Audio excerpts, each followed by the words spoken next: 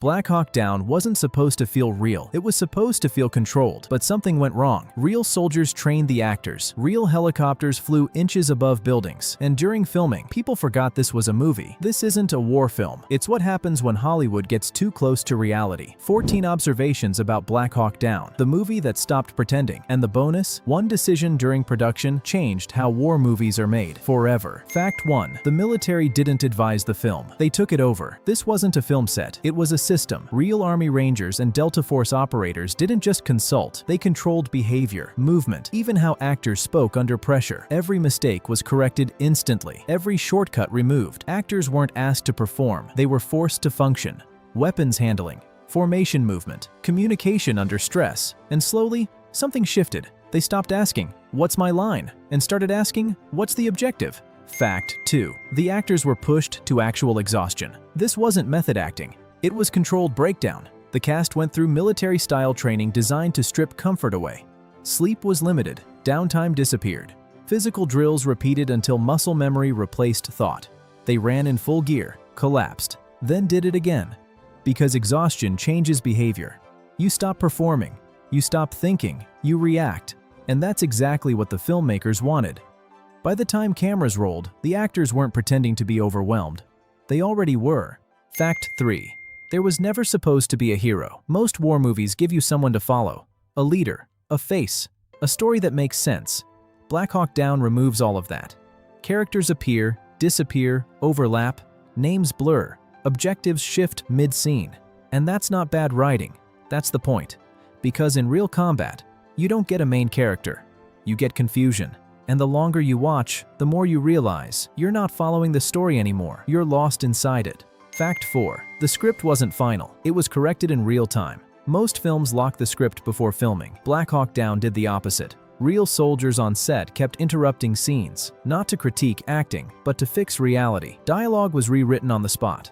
Commands were changed mid-take. Movements adjusted instantly, because one wrong word, one wrong reaction, and it stopped feeling real. So the script didn't lead the film, reality did. Actors would start a scene thinking they knew what came next, and then get corrected like they were in an actual mission. At some point, the line between direction and instruction disappeared, and nobody reset it. Fact 5. The camera wasn't there to show you. It was there to trap you. Most war films guide your eyes. Black Hawk Down does the opposite. Handheld cameras, sudden cuts, no clear geography. You don't see the battlefield. You're dropped into it. There's no safe angle, no overview, no control. You miss things. You lose people. You don't know where you are. And that's intentional, because the camera isn't telling you the story. It's taking away your ability to understand it, just like the soldiers. Fact 6. The helicopters weren't CGI. They were real and too close, those Black Hawks you see. They weren't added later. They were there. Real military helicopters. Real pilots. Flying dangerously low between buildings and over actors on the ground. No green screen safety net. No digital distance, just tons of metal, moving fast, with almost no margin for error. The downwash alone knocked people off balance. Dust blinded visibility, communication broke in the noise, and sometimes, the pilots flew closer than planned, because realism was the goal, not comfort, not safety. At that point, the difference between filming a war and being inside one started to disappear. Up to this point, everything was controlled, planned, structured,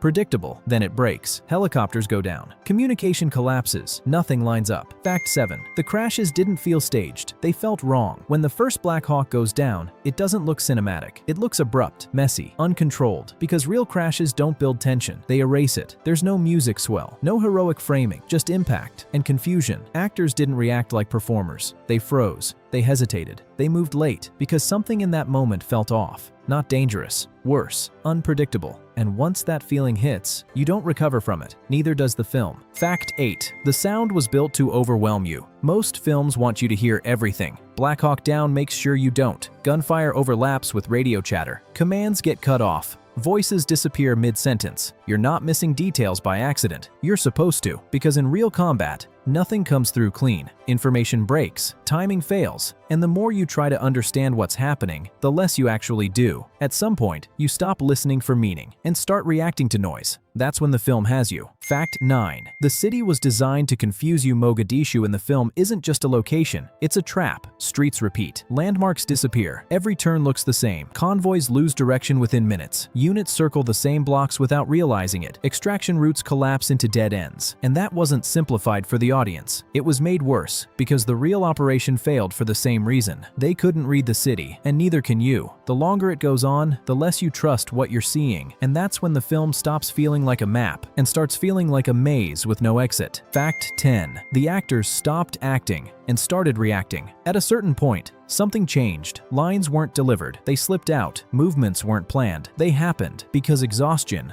noise, and confusion hit all at once. Actors missed cues, talked over each other, forgot what came next, and no one stopped the scene because for the first time, it didn't feel wrong. It felt accurate. The structure broke, and what replaced it wasn't performance. It was instinct. And once that takes over, you can't fake your way back out. Fact 11. The film gives you no center and no relief. By this point, you're looking for a center, someone to follow, someone to stabilize the chaos. The film never gives it to you. Characters fade in and out. Stories start, then disappear. You don't get closure, and that's deliberate. Because in that situation, no one sees the full picture. Everyone is stuck in fragments. You're not watching a complete story, you're experiencing pieces of one. And the longer it goes on, the more you realize there was never a safe perspective to begin with. Because for the soldiers, there was no reset button, just hour after hour of pressure. The longer it goes on, the heavier everything feels. Not because it's louder, but because it doesn't stop. And that's when exhaustion turns into something worse: numb survival. Fact 12. Even the hero.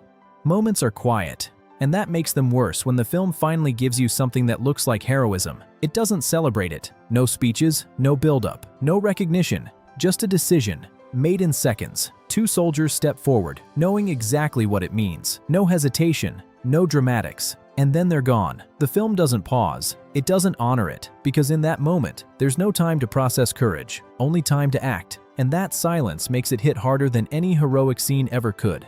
Fact 13. The film never lets you feel like it's over. Even when it should be ending, it doesn't. There's no clean resolution, no moment where everything clicks back into place. You expect relief. Instead, you get continuation. More movement, more uncertainty, more pressure.